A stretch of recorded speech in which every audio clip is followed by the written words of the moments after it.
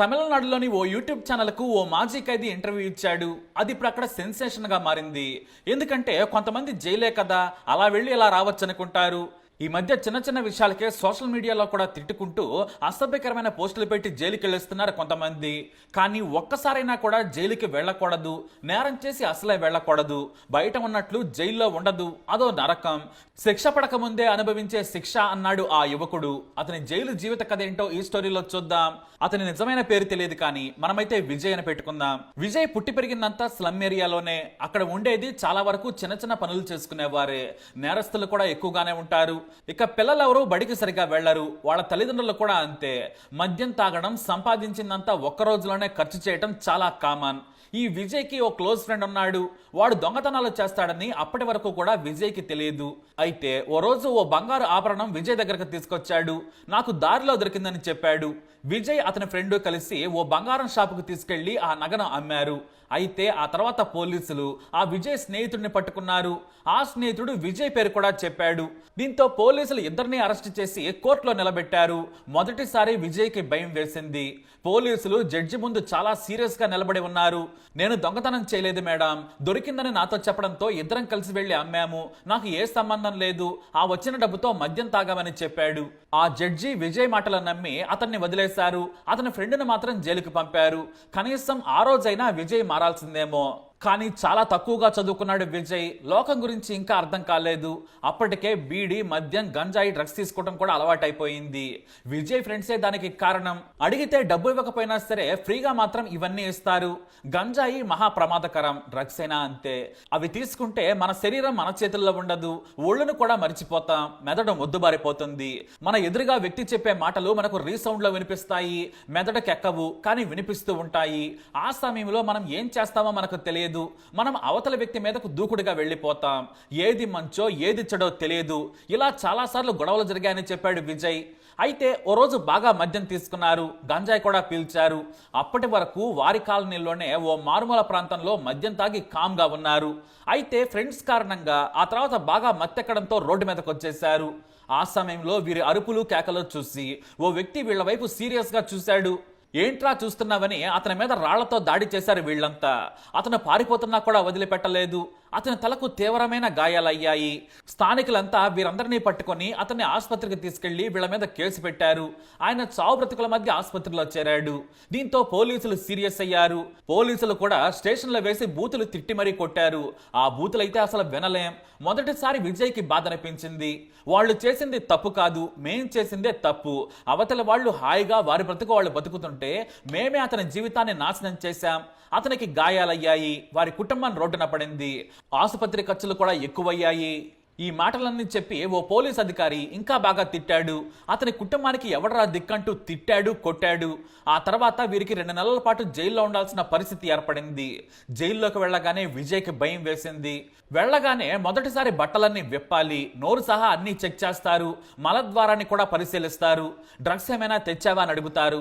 ఆ మాట విజయ్కి చాలా బాధ అనిపించింది. మొదటిసారి అవమానం కలిగింది.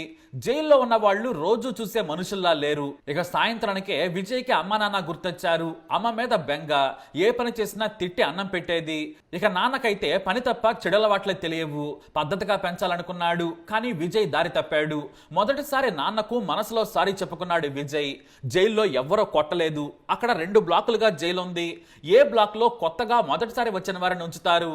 వారికి మంచి ఫెసిలిటీస్ ఉంటాయి. ఇక్కడ మంచి అంటే పనులు నేర్చుకోవచ్చు, పేపర్ చదువుకోవచ్చు, బయట కాస్త తిరగచ్చు.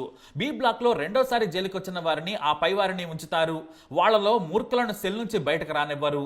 చాలా మంది సమయానికి తిని అందులోనే కబుర్లు చెప్పుకుంటూ బతకాల్సిందే. అలా సమయం గడుస్తూ ఉంది. ఇక 2వ రోజు నుంచే విజయ్కి భోజనం మీద విరక్తి కలిగింది. ఎప్పుడు సాంబార్ అన్నమే, తినబుద్ధి కాదు, తినలేక తినాలి. అక్కడ రకరకాల మనుషులున్నారు. చిన్న దొంగతనాలు చేసిన వారి నుంచి చిన్న పిల్లలపై అత్యాచారాలు చేసిన వారు కూడా అక్కడే ఉన్నారు. ఒక్కో సెల్లో 5గురిని ఉంచుతారు. ఏ సెల్లో ఉన్న వాళ్ళు చదువు నేర్చుకోవడం నుంచి టైలరింగ్, చెక్క పనులు, ఎలక్ట్రిసిటీ పనులు సహా ఏదైనా నేర్చుకోవచ్చు. అయితే ఇక్కడే కొన్ని విషయాలు అర్థమయ్యాయి. జైల్లోకి దొంగతనంగా డ్రగ్స్ కూడా తీసుకొస్తారు. కోర్టు బయటకు వెళ్ళినప్పుడు నిమిషాల్లో చేతులు మారిపోతాయి. బాత్రూమ్ కనో లేదంటే టీ తాగుదామని చెప్పి బంధువుల ద్వారా గంజాయి సహా మత్తు పదార్థాలు తెచ్చుకుంటారు. ఇక సీనియర్ హంతకులైతే బెదిరించి పనులు చేయించుకుంటారు. వినకపోతే కొడతారు కూడా. ఇక అమాయకంగా ఉంటే జైల్లో తట్టుకోవడం కష్టమని విజయ్ చెబుతున్నాడు. ఇక ఒంటరిగా వెళ్తాను కాబట్టి అంతే సంగతులు. ఇక కొంతమందికి మగ లైంగిక సంబంధాలు కూడా ఉంటాయని ఇతర ఖైదీలు చెప్పుకొచ్చారు. నేనైతే చూడలేదు, కానీ బాత్రూంలోకి వెళ్లి తప్పుడు పనులు చేసుకుంటారన్నాడు విజయ్. కొంతమంది స్వలింగ సంపర్కులు సామాన్యులను చంపుతామని బెదిరించి కూడా ఇలాంటి పని చేస్తారని చెప్పుకొచ్చారు. ఇక సీనియర్లు అయితే విజయ్ బట్టలు కూడా ఉతకమని చెప్పారు, బెదిరించేవారు. నీళ్లు తేవాలని, కాళ్ళు ఒళ్ళు పెసకాలని కూడా అడిగేవారు. అక్కడ మనం ఏమీ చేయలేం, గొడవలు ఎందుకని నేను అన్నీ చేశానని చెప్పాడు విజయ్. ఇక రోజు అమ్మా నాన్న గుర్తుకొస్తుంటే విజయ్కి ఏడుపు వచ్చేది. అన్నం తినాలన్నా అమ్మ గుర్తొచ్చేది. సాయంత్రం పడుకుంటే నాన్న ఏం చేస్తున్నాడో అనే ఆలోచన వచ్చేది. కొన్నిసార్లు వేరే ఖైదీలు తిట్టేవారు, అవమానకరంగా పిలిచేవారు. బూతులు తిడుతున్నా సరే ఓర్చుకోవాల్సి వచ్చేది. కామ్గా భరించాడు విజయ్. అన్నం తినలేక నెల రోజులకే 5 కేజీలు తగ్గిపోయాడు. అప్పుడే విజయ్కి అర్థమైంది, ఇదే పెద్ద శిక్ష అని. తప్పు చేశాను, నాకు ఈ శిక్ష పడాల్సిందే. నా వల్ల ఓ వ్యక్తి కుటుంబం రోడ్డు పాలైంది. ఈ జైలు జీవితం నన్ను మరింత మార్చింది. మా ఫ్రెండ్స్ కూడా జీవితంలో మళ్ళీ రావద్దురా అన్నారు. అప్పుడే ఓ విషాదకరమైన వార్త తెలిసింది. మా నాన్న చనిపోయాడని ఫోన్ వచ్చింది. నాకేమీ అర్థం కాలేదు. ఆరోగ్యంగా ఉన్న నాన్న ఎందుకు చనిపోయాడు? ఎప్పుడో ఓసారి మాత్రమే మద్యం తీసుకునే నాన్నకు ఏమైందో నాకేమీ అర్థం కాలేదు.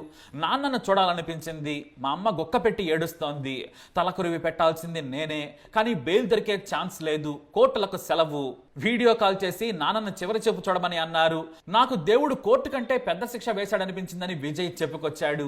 నాలాంటి కష్టం ఏ తల్లికి తండ్రికి రాకూడదు, నాలాంటి కొడుకే ఉండొద్దనుకున్నాను. ఆ తర్వాత బెయిల్ రావడంతో దశదిన కర్మకు వెళ్ళాడు విజయ్. కానీ వెళ్ళగానే అమ్మ ఒకే ఒక మాట అంది, నువ్వెంత పెద్ద తప్పు చేశావో చూసావారా? నాన్నను చివరి చూపు చూసుకోలేకపోయావు. నీకు జన్మనిచ్చిన తండ్రిని చావులో కూడా చూడకపోతే నీ బతికెందుకురా అని గుక్క పెట్టి ఏడ్చేసింది అమ్మ. ఆ మాటకు విజయ్ గుండె పగిలిపోయింది. నాన్న బ్రతికున్నప్పుడు నాకు విలువ తెలియలేదు. అందరూ ఉన్నారు అక్కడ, ఒక్క నాన్నే లేడు. ఇక జైలుకి వెళ్ళొద్దు, అమ్మను కష్టపెట్టొద్దు అనుకున్నాను. ఇక విజయ్ కేసు హీరింగ్ వచ్చింది. లాయర్ విజయ్ గురించి జడ్జికి మంచి మాటలు చెప్పారు. జైలు అధికారులు కూడా విజయ్ గురించి మంచి మాటలు చెప్పారు. దీంతో ఆ జడ్జి మహిళ కావడంతో విజయ్ అమ్మని పిలిచి ప్రత్యేకంగా మాట్లాడారు. పిల్లోడు మంచోడని అందరూ చెబుతున్నారు. నేను ఆ మాటలు నమ్ముతున్నాను. మీరుండే ప్రాంతం వాడిని చెడగొట్టినట్టుంది. నువ్వు వేరే ఏరియాకు తీసుకెళ్లి ఐటీఐలో చేర్పించు. దాన్ని బట్టి కేసు పెట్టాలా వద్దా అని ఆలోచిస్తాను. ఎందుకంటే చాలా చిన్నపిల్లాడు, తండ్రి కూడా లేడు. మంచి కొడుకుగా తీర్చిదిద్దుతానంటే నేను సాయం చేస్తానన్నారు ఆ జడ్జు. ఆ మాటలకి విజయ్కి న్యాయమూర్తి కూడా అమ్మలా కనిపించారు.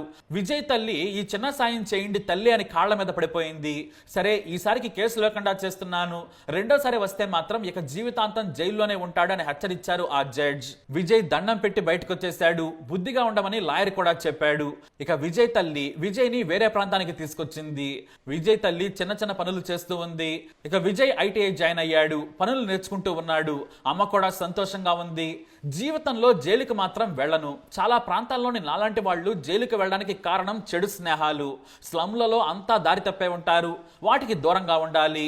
నేను దూరంగా ఉన్నాను. జైలుకు మాత్రం వెళ్ళొద్దు. అది ఒక్కరోజైనా సరే అదో నరకం. మనం మనలా బ్రతకలేం. మన జీవితాన్ని వేరే వాళ్ళు శాసిస్తారు. మనం వాళ్లకు దూరం కావడమే పెద్ద నరకం అన్నాడు ఆ యువకుడు విజయ్. సోషల్ మీడియాలో ఈ కుర్రాడి మాటలు ఇప్పుడు వైరల్ గా మారాయి. అతని కథ అందరినీ ఆలోచింపచేస్తోంది. ఇది ఒక మాజీ ఖైదీ కథ. మరి ఆ యువకుడి కథపై మీరేమంటారు? మీరేం సలహా ఇస్తారు? తప్పకుండా మీ అభిప్రాయాన్ని కమెంట్ ద్వారా తెలియజేయండి. ఖచ్చితంగా ఈ వీడియోని షేర్ చేయండి. మా ఛానల్ని సబ్స్క్రైబ్ చేసుకోండి.